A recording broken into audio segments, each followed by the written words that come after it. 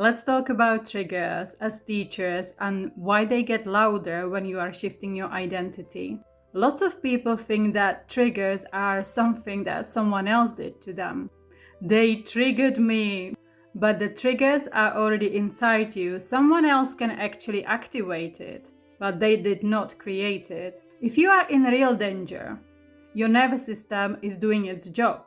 But if the reaction is bigger than the moment, it is old. It is an unprocessed memory or event, your conditioning or unmet needs, your unresolved pain.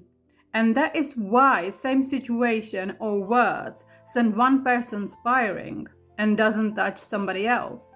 The trigger is yours, and that is exactly why it is a teacher.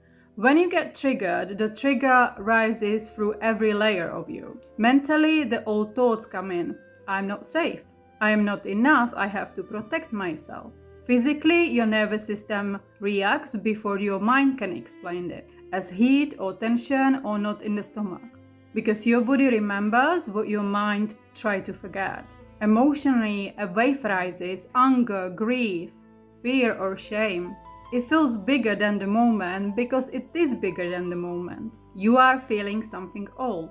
And spiritually, the trigger is an invitation, a signal that this wound is ready to be seen and released. Because nothing rises by accident, especially during the identity shift.